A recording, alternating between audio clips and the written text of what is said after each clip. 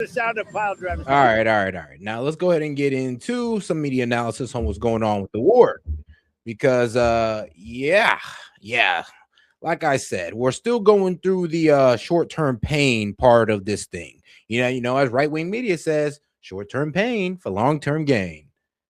I know, right? It sounds like complete bullshit, and it is. It is complete bullshit because they don't even know. And if this gets dragged out for 3 months, I mean, what's your definition of short term? But all right, though, let's get into it with Al Jazeera. Indeed. The head of the International Energy Agency is warning that it could take up to 6 months to restore oil and gas flows from the Gulf. Fatih Birol told the Financial Times that the world is facing what could be the most severe energy crisis in history. He also warned that politicians and markets are underestimating the scale of the disruption. Let's take you live now to the New York Stock Exchange, where... And one of my biggest concerns is that, it may take 6 months to restore oil and gas flow from the Gulf due to, facilities getting hit, oil infrastructure getting hit. And I mean, here's the thing, the fact that, I think Oman, they're trying to go throughout the Red Sea, but how long is that going to last? Because, I mean, the Houthis can stop that at any time. So it kind of looks like Iran is showing a little bit of good grace when it comes to them rerouting through the Red Sea. But that could be, taken away if things escalate any further and they call upon the Houthis, who are a proxy of Iran, sadly, in Yemen. The market has just closed for the day. Al Jazeera's Kristen Salumi is there. How did the market fare today, Kristen? Yes, well, climbing oil prices and fears of higher interest rates continue to weigh down the markets. We're seeing all of the major stock indexes in the red again today. The Dow Jones Industrial Average down 1%, the NASDAQ closing down 2%. And more telling even than that is that this is the fourth week in a row that the indexes have been trading lower. And this as oil prices remain elevated, in particular the Brent crude, the international benchmark, trading at 110. Yeah, Brent crude. Yeah, that one right now is trading at. So here are the major ones. The key oil price data is as of March 20th, yesterday. So we got Brent crude trading at $112. Like, oh shit. And then, of course, we got Russia trading around $62 per barrel. And guess what? That's going to go up because, there's going to be scarcity in the market and they'll be able to raise their price and get more money. Oh, yeah. We also gave them 30 days. We gave them a 30-day license to sell their oil sanction free. So that's also going to drive up prices in a way as well. Like, you think they're going to continue to sell it at this price? Of course not. And then, of course, we got WTI crude, which is at 98.23. So, I mean, at least this ain't at 100, but this is far past it. And people are saying that it might go to 120. God forbid. God forbid. Dollars a barrel. Now, investors are signaling their concerns about the longer term impact of this war. There are fewer investors betting that the Federal Reserve, the U.S. central bank, will cut interest rates by the end of the year. And that will have an impact on borrowing costs, of course, for not only businesses, but also individuals. And that can raise costs and mean less profits for businesses. So that's a concern that investors are increasingly worried about and signaling as the war continues and oil prices continue to rise. Kristen, there was a Reuters Ipsos poll today that found that 55% of Americans say that rising gas prices have hit their household finances. This is already beginning to impact the American. Chris, let me teach you something, because more oil flow price. Yes, more oil flow, less price. I mean, we all know that, the more, I would say this, the less scarcity there is in oil, the lower the price is going to be. But here's the problem, though. That's not really going to help. Why? Because, think about it like this.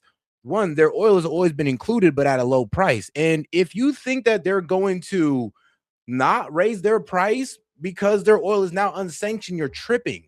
It's gonna go from like 62 to probably like $80 or 100 maybe. Why? Because it's lower than than the other ones. It's lower than WTI, it's lower than Brent. So why wouldn't they raise their price? Exactly. And that's why prices haven't went down, because of the fact that they can raise their price. Consumer, isn't it? Yeah, Americans are beginning to feel the pinch. They haven't seen as sharp of an increase as some other parts of the world have when they go to fill up their vehicles, but they're definitely seeing it. And that poll you mentioned, Reuters Ipsos, 55% of Americans say they're noticing the impact. 21% say it's affecting their finances a great deal. And 87% expect the prices to go even higher. And here's the thing. We tapped into oil, bro. We tapped into our emergency oil reserves. We took sanction off Russian oil, gave them a 30-day license, and we've also took some sanction off Iranian oil, all in the hopes to bring down oil in some way, shape, or form. And sadly, it is not reflected yet. It may be in like a week or so when, you know, the oil actually gets added into the supply. But as of now, oil prices are still up, and these guys, and I guess the guys who are producing it, they're still keeping their prices up because of that. And they don't know what's going to happen in the future, because we don't know if there's going to be more oil infrastructure stuck and more oil that's going to be held up in the Strait of Hormuz. Like, we don't know that. So this is why one of the reasons why they're keeping their prices high, because of the uncertainty of what's going on in the Middle East. This is why it was a dumb idea to get in a war with Iran. One of the and that, of course, affects people with the least amount of money the most. For the people going to fill up their tank, they may spend an extra $15 every time they fill up their tank, and that adds up in a place where rising costs in general have been a concern. All right, Kristen Salumi, live at the New York Stock Exchange. Many thanks indeed. You got to understand how this looks politically. Like, think about it. Last month, we was at $2.69. Here in Columbus, Ohio, this is where we're at $2.69, sometimes $2.40. Now we are at that $3.50, $3.60, and a lot of people, bro, aren't hearing it. Trump ran on affordability, and now he's walking basically backwards on it. And if he can end this war, he can hop back on the right path, because he was making things more affordable before this war. And if he doesn't stop it within this month, and he seems like he got about 10 days left, I mean, he's going to be cooked for the midterms. Kristen, I'm joined now by Mark Feifley, who's the founder and president of Off the Record Strategies. He's also a former White House official under the Bush administration.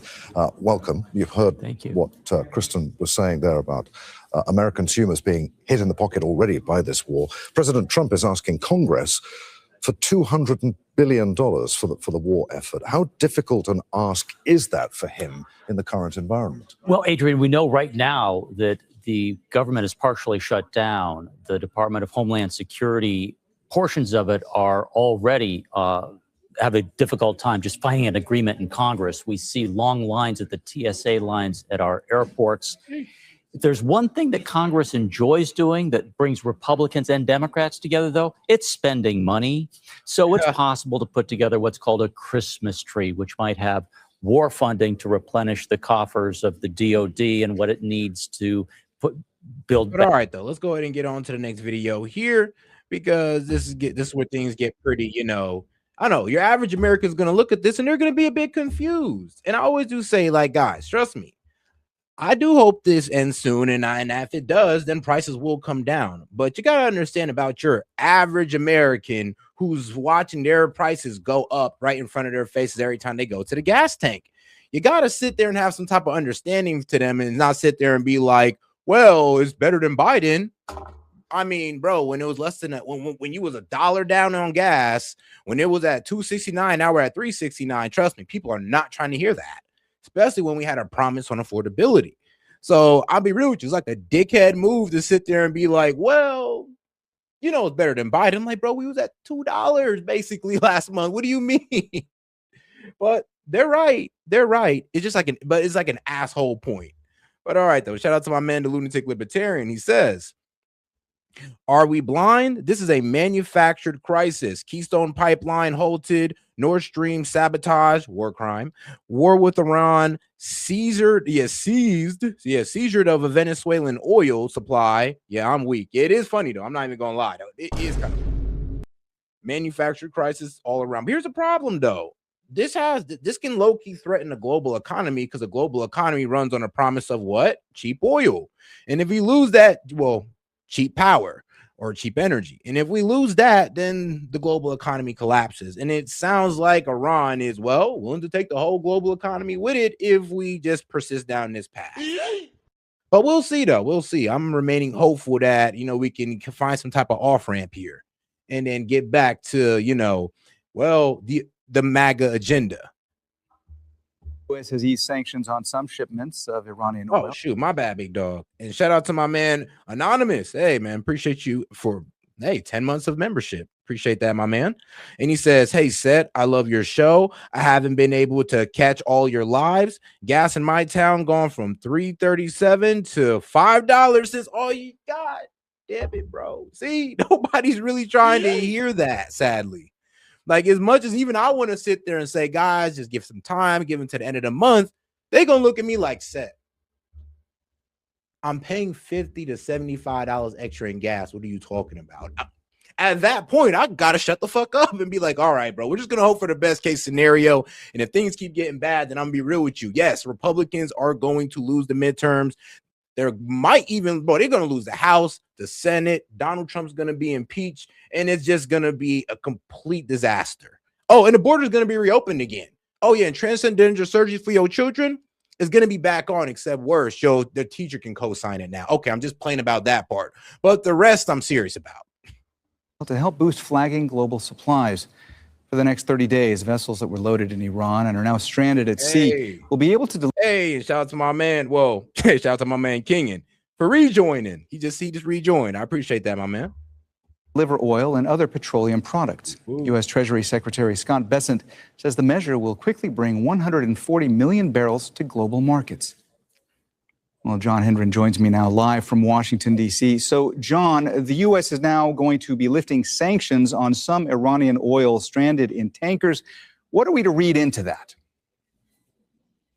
Well, the Trump administration has been under fire for rising global oil prices and the knock-on costs that brings to other products, all of which have to be transported one way or another. What Trump was hoping to do is to increase the supply of oil. This is something that was just posted on the Treasury Department website, and it lifts sanctions on oil of Iranian origin. And it specifically says loaded on any vessel.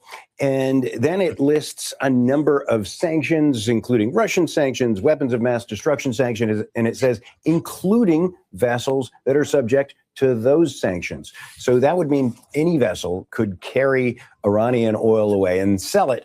Theoretically, that would mean that Iran could sell it and that could, among other things, fuel its war machine. And that's the problem. Like, look, we understand the strategy of releasing more oil, by releasing sanctions. But the problem is, though, hold on. Are we supposed to be trying to stop Russia from funding their war machine with Ukraine? And we all know Ukraine's lost. We get it. We all know Ukraine's lost. But we still don't want to keep funding Putin to bomb the shit out of them. Like, come on now. And then, aren't we supposed to be stopping the Iranians from building more drones and missiles, that they can use with money? Or they can hire, they might be able to hire, I don't know, people in the United States to commit terrorist acts to the terrorist cells, or maybe be able to hire, missionaries in the not missionaries, but mercenaries, or radical Islamists in the surrounding area of the Middle East. They could use that money for some very duplicitous things. And we're over here just about to let them do it. Like I said, I get the strategy, but the consequences. On the other hand, theoretically, if someone else were to take over, the Karg Island or oil production there, they also would be allowed to sell that oil. I'm not saying we have any information on that. We don't.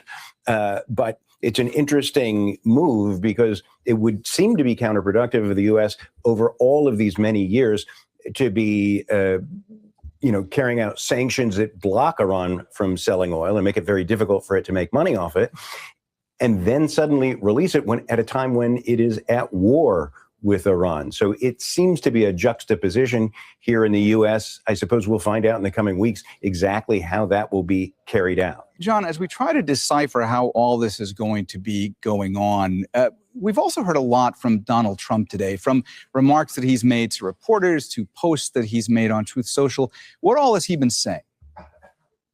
Trump has made something of a campaign over the last 24 hours of assaulting his European allies and NATO in particular.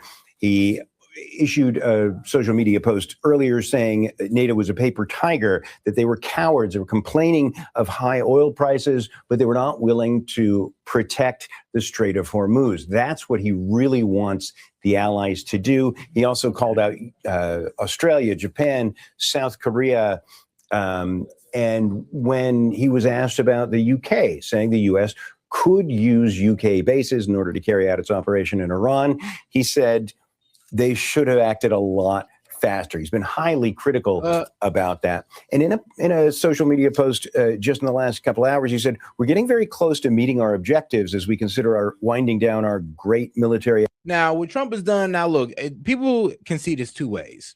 You can see this as one of the like meanest loyalty tests ever, where this man just wanted to see like, well, you know, let's test NATO. Hey, NATO, I need some help. Iran is fucking us up, or they kill some of our soldiers over here. Come in and join in because you need this Strait of Hormuz too.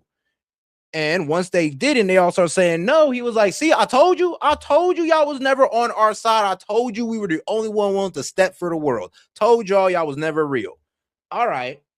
There's that position. And then the other position is that, well, he's kind of salty right now to the fact that the world told his ass no, even though it's in their benefit as well. But they're like, yeah, we're not going to let you drag us into a regional war because your ass wanted to get dragged in behind Israel. I'm sorry, we're not doing it for you. And I mean, trust me, both sides are reasonable. Efforts in the Middle East.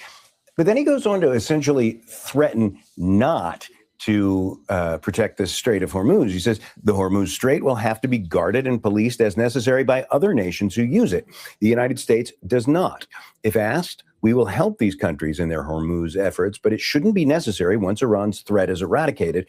Importantly, it will be an easy military operation for them. It should be said that NATO, it is not in NATO's charter to operate in that area. It has operated outside of Europe in the past, including in Afghanistan. But this is the problem, though. If we're completely, decimating them, we're really handing our ass to them, then why do we need help? All right, so you tell me that, hey, yo, we're just kicking around on the ground, kicking their teeth in, and we're like, hey, yo, Japan, like Australia, UK, man, come in and stomp this man out with me, man. We're about to all this curve stomp Iran. Like, we're just going to jump Iran. Which, I mean, hey, if that's what we're going to do, that's what we're going to do. But I don't think the world's with that. And also, like I said, the more we escalate on Iran, the more they seem to be willing to destroy the world economy and start taking out oil infrastructure, though. That's also one of the problems as well. Like, Iran literally has, like, honestly, the world economy by the balls. Iran got the world economy by the balls right now. Let's just be real. And elsewhere. But the U.S. is essentially saying this war is nearly over, but we need you to police the strait. We're not going to do it. Whether that decision will stand, we'll just have to see. All right. That's Al Jazeera's John Hendren live for us from Washington, D.C. John, thanks so much for unpacking all that for us. Kenneth Katzman is a senior fellow at the Soufan Center. He joins us now live from Miami in Florida. Kenneth, thanks for being with us here on Al Jazeera. Look, let me ask you first. U.S. President Donald Trump has said that the U.S. is considering winding down the war in Iran. He's also said the U.S. is close to meeting its objectives. But then, as we heard just a moment ago from John Hendren in Washington, D.C., he's been saying that he wants other countries to help protect the Strait of Hormuz. And now there are these reports that thousands more U.S. service members could be deployed to the region along with warships. What to make of all this mixed messaging coming from the U.S. administration?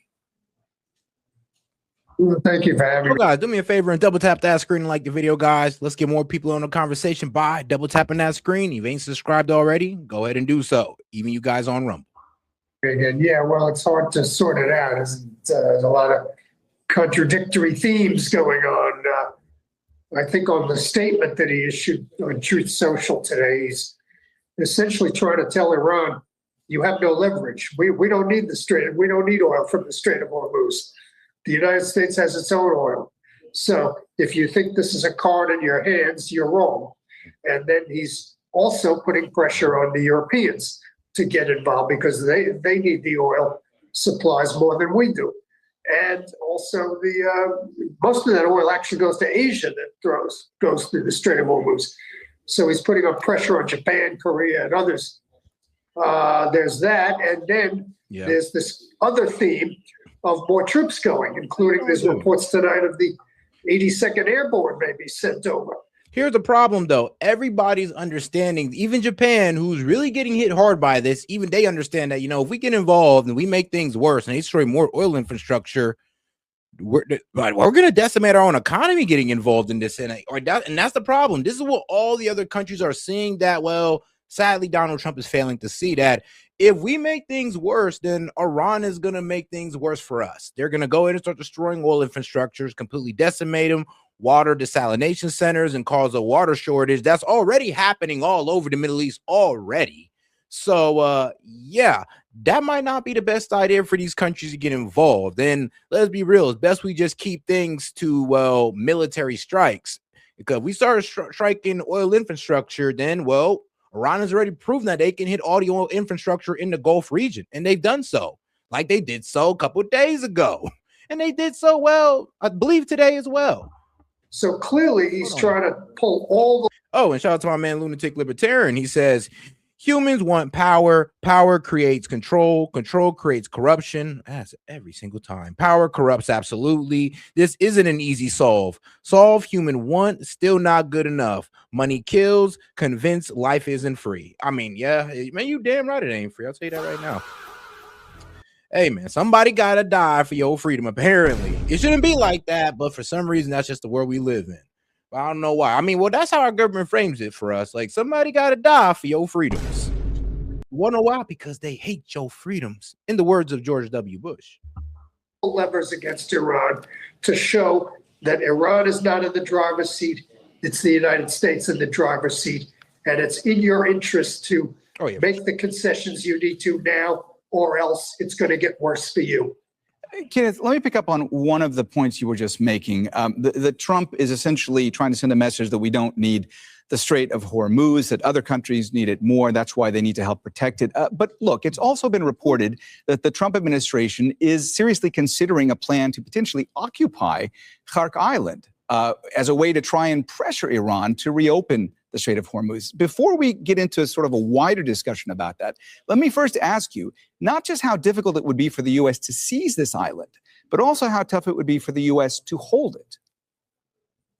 Well, that's the main issue. I don't think seizing it is going to be difficult for U.S. Marines, U.S. Army troops. I don't think, going to be that difficult. It's the issue of what do you do when you get there? I mean, they would conceivably hold it as leverage against Iran, which means they're staying more than a few hours or days, right?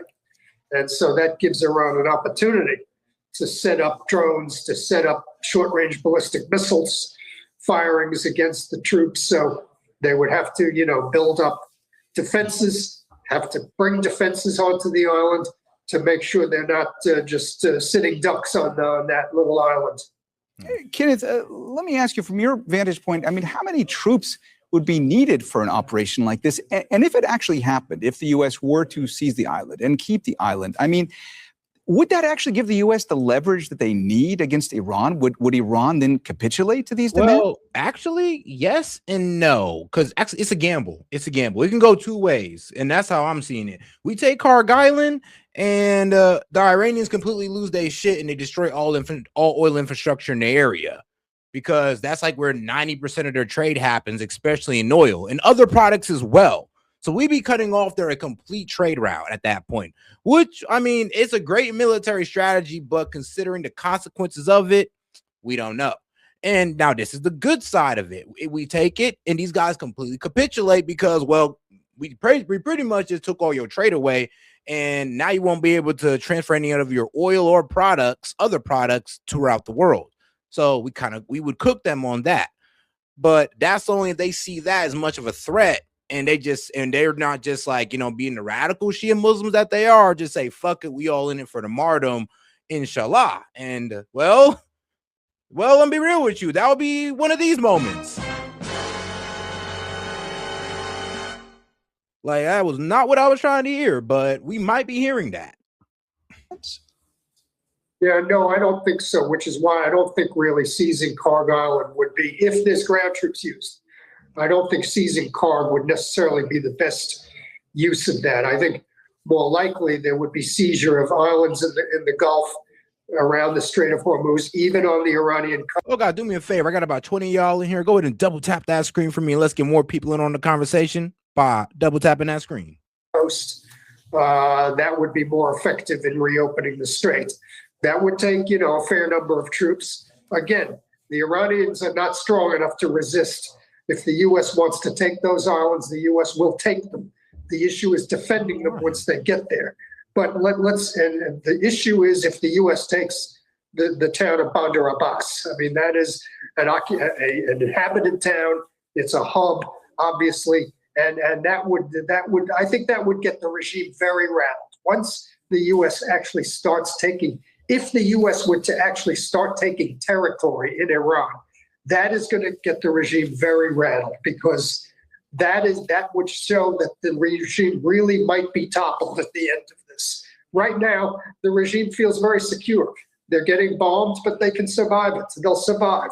The regime will stay in power. If the U.S. starts taking territory in Iran, that is a vital threat to the regime, particularly, let's say if the U.S. took Bandar Abbas and the population there was joyous and started dancing and celebrating.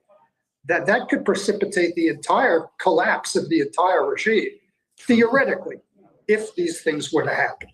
All right, Kenneth Katzman. Yeah, if we walk into like a major city and they treat us as liberators, I mean, yeah, we can definitely use that to our advantage. But I'm 9 times out of 10, we walk in there and we'll be met with gunfire every step of the way if we put, troops on the ground in Iran. And we already know and let's be real, they already know they're going to get fired at for putting troops on Karg Island, which is basically, troops on the ground. Like, come on now. Come on. We all know that's troops on the ground. Let's not play dumb. But all right, though, let's get over to the next video.